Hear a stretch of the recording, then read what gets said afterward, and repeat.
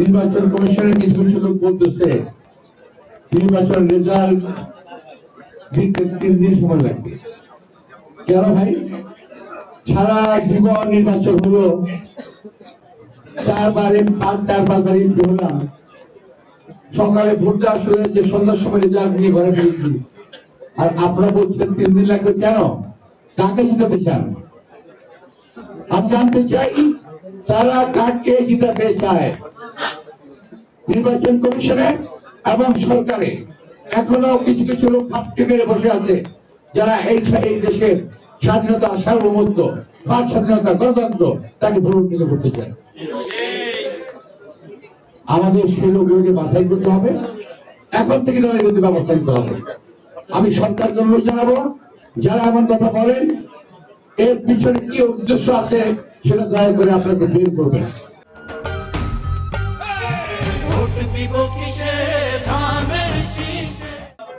কেন লাগবে আমি জানি এটা কি আমাদের মহাদেশ, আমাদের একটা দেশ, ছোট্ট একটা দেশ, সারা জীবন নির্বাচন করেছি, বিকাল বেলা সন্ধ্যার মধ্যে বোর্ডের রেজাল্ট হয়ে গেছে, খুব বেশি হলে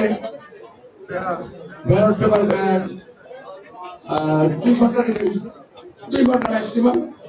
কিন্তু এখন বলছেন 3 দিন লাগবে। তার মানে হলো হাসিনা করছিল এক স্টাইলে, আপনার করতে চান আর স্টাইলে।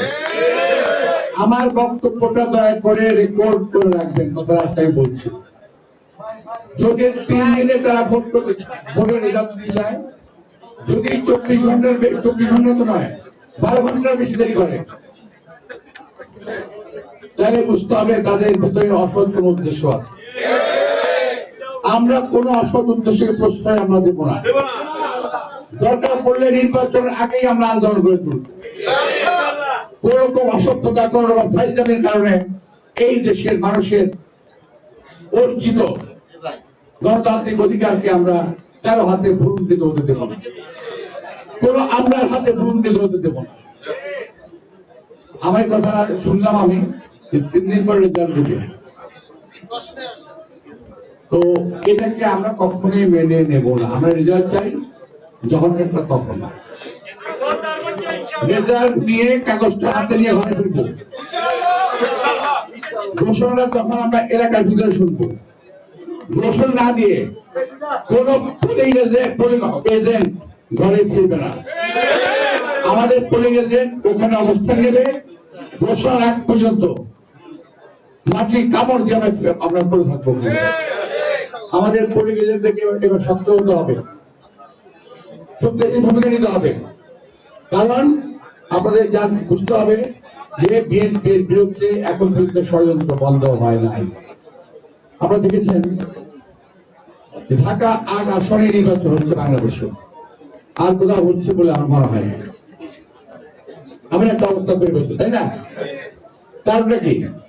তারা এমন একটা কিছু করতে চাচ্ছে, এখানে একটা অবরোধ করাতে যাচ্ছে যাতে একটা আসনকে কেন্দ্র করে বাংলাদেশের নির্বাচন বন্ধ হয়ে যায়। আমি অকথ্য গালিগালাজ সহ্য করে মাটি কামড় দিয়ে আমার কর্মীদের নিয়ে পড়ে আসি, কোন শব্দ করছি না। আপনি খেয়াল করেছেন আপনারা? সেই মেডিকেল হসপিটাল থেকে শুরু করে অদ্যাবধি আল্লাহ তাআলা আমাকে যে ধৈর্য দিয়েছেন, আমি পূর্ণ আল্লাহ তাআলার কাছে অনেক কৃতজ্ঞ যে আমাকে উনি এই বয়সে সহ্য করার শক্তি আমাকে দিয়েছেন। আমি সহ্য করছি, কিন্তু ধৈর্যের বাঁধ ভাঙেনি। আমি একটা কথা বলতে চাই, আমরা